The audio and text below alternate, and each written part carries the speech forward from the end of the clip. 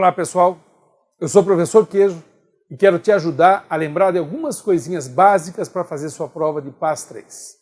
Vou tentar com que essas dicas sejam suficientes para você resolver um quebra-cabeça que não é dos mais difíceis nessa prova que você vai enfrentar. Hoje nós vamos trabalhar com dicas de embriologia. Algumas questões básicas que você só de relembrar vai ver que não tem nenhuma dificuldade em passar por elas. Repare o seguinte: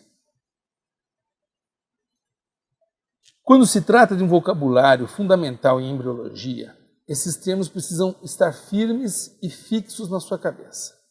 O número de folhetos embrionários, o tipo de celoma que se tem ou que se não tem, e o destino do blastóporo, que é o orifício que nós vamos falar daqui a pouquinho, ok? Quanto ao número de folhetos, todos os animais são classificados em diblásticos e triblásticos. Uma exceção a gente abre para os poríferos, que na realidade não vão apresentar embrionariamente esses folhetos embrionários. O que a gente faz é chamar os selenterados de diblásticos. Os quinidários, não é isso? A partir dos plateumintos, todos os demais animais são triblásticos. De que maneira você diferencia um diblástico de um triblástico? O que acontece é que eu tenho 3 folhetos embrionários para classificar. Obviamente que um do lado de fora, ectoderme, um do lado de dentro, endoderme, e um no meio deles, mesoderme. É claro que quem só tem 2 folhetos não pode ter um no meio. Então é claro que a mesoderme não aparece nos diblásticos. De onde você conclui que a mesoderme é um passo na evolução. Conquistar a mesoderme, passar de diblástico para triblástico, não é só uma questão quantitativa de folhetos, e sim qualitativa. O que eu ganho em ter uma mesoderme? A abertura que ela pode ter para abrigar os meus órgãos. E aí eu passo para um segundo critério. Repare você que os plateumintos, por serem platô, achatado, eles não abrem essa cavidade dentro da mesoderme. Então eles ainda são acelomados.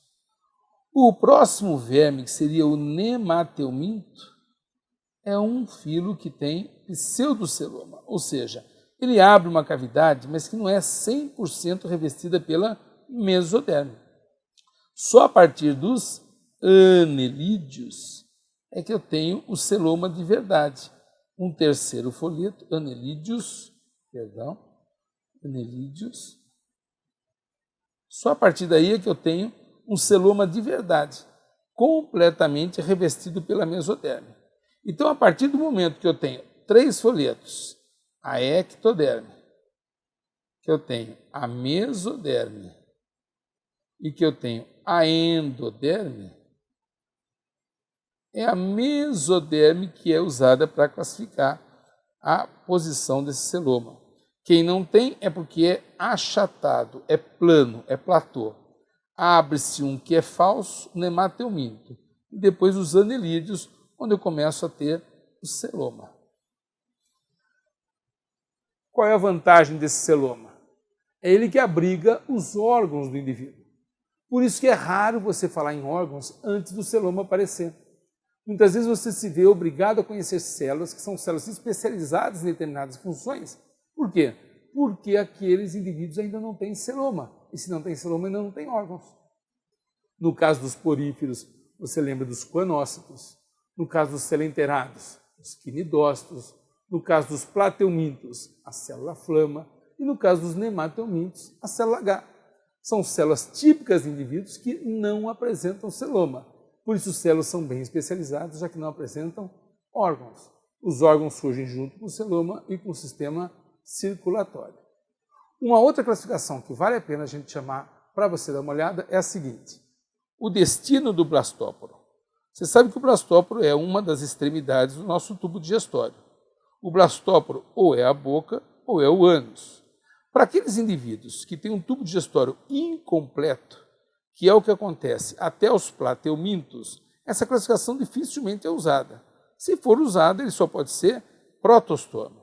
Protostômio é aquele indivíduo cujo blastóporo dá origem à boca. Deuterostômios são os indivíduos cujo blastóporo dá origem ao ânus. Se você lembrar que aqui eu só tenho os filos equinodermas e o nosso filo, que é o filo dos cordados, todos os demais que devem ser classificados devem ter o blastóporo dando origem à boca. Lembrando mais uma vez, não faz sentido classificar um indivíduo que só tem boca em protostômio e deuterostômio. Se for para classificar, obviamente ele é protostômio, só tem boca. Ok? É uma classificação que só deve ser usada a partir do tubo digestório completo. Nematelmintos, moluscos, artrópodos são chamados de protostômios. Equinodermas e cordados são chamados de deuterostômios. Ok? Muito bem. Eu espero que você possa ter ganho com esses nossos conceitos, reforçado o que você já sabia e achado um pouquinho mais de detalhe naquilo que possa fazer diferença na sua pontuação. Tenha uma boa prova e até a próxima.